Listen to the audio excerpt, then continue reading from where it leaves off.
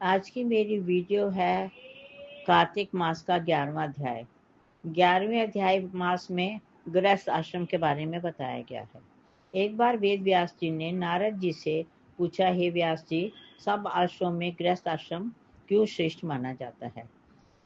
उन्होंने बताया, जैसे सब नदियां समुद्र में जाकर मिलती हैं, सब जीव माता का आश्रय पाते हैं। भिक्षुक, ब्रह्मचारी, सन्यासी, विद्यार्थी, गुरु पूजक तथा यात्री, ये 6 जीविका जो है ये गृहस्थ आश्रम से ही आश्रय पाती हैं। इसके बारे में एक कथा मैं आपको बताने जा रही हूँ। उसमें है कि एक बार राजा रानी दोनों बहुत स्नेहपूर्वक रहते थे।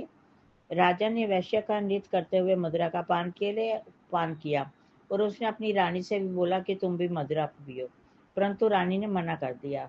राजा ने क्रोधित होकर उसको घर से निकाल दिया, रानी को। तो तब उस उन्होंने अनुचरों ने भी राजा की आज्ञा पालन किया और रानी को बहुत दूर जाकर छोड़ आए। तब राजा ने दूसरा विवाह नहीं किया। वो रानी के वियोग में प्रजा का पुत्र के समान पालन करते रहे। एक दिन ब्राह्मण ने राजा के समीप आकर निवेदन किया, हे राजन, मेरी स्त्री का किसी ने अपहरण कर लिया है। आप इस नगर के राजा हो और जैसे भी हो मेरी स्त्री को ढूंढ कर लाओ। वो कहते हैं, मैंने आपकी पत्नी को कभी देखा नहीं, मुझे क्या पता वो कैसी है, किस विचार की है, देखने में कैसे लगती है, इसे मैं ऐसे उसे कैसे लेकर आ सकता हूँ। उस ब्राह्मण ने कहा, मेरी स्त्री देखने में जैसे भी हो, रंग में काली है, ना उसका कोई रंग भाव है, बोलने में भी वो बड़ी कठोर वचन बोलती है। तथापि मैं उसकी निंदा नहीं करता, पर क्योंकि वो मेरी अर्धांगिनी है। ये सुन राजा को बड़ा अफसोस हुआ। उसने कहा, इसकी स्त्री सब कुछ ऐसी है और फिर भी ये अपनी स्त्री को लेना चाहता है। उस राजा ने ब्राह्मण को बोला, मैं आपको इसके बदले में अच्छी, सुशील और सुंदर स्त्री ला देता हूँ, आप उसको पत्नी बना लो। वो कहता है, ऐसा मैं नहीं करूँगा, क्योंकि मैंने जो है वो मेरी अर्धांगिनी है, मेरा फर्ज है कि मैं उसको अपने दुख सुख का साथी रखूं और उसको मैं ढूंढ के लाऊं।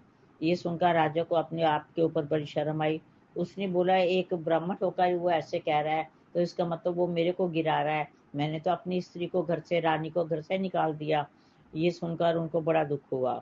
इसलिए वो जो है उसने उसकी रानी को ढूंढा। जब वो आया, वो एक मतलब उसको कोई पाताल लोक में लेकर चला गया था। वहां से राजा ने पाताल लोक से ढूंढकर उस स्त्री को घर में दिया।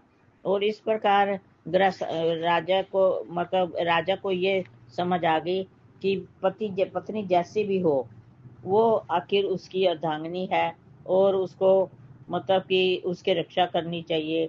उसको जो है सनी प्यार देना चाहिए और मिलजुल के रहना चाहिए। इस प्रकार चाहे कोई कैसी कुरूपा हो, कोटी दुगरी हो, कुछ भी हो, पति का फर्ज है कि वो अपनी पत्नी के साथ संयम से रहे। और ऐसे ही राज्य पत्नी का भी वही होता है कि वो भी अपने पति की पूरी इच्छा को पूरा करे, उसका सम्मान करे। इस अध्याय में गृहस्थ आश्रम के बारे में बताया गया है। बोलो कृष्ण भगवान जी की जय, राधा रानी जी की जय।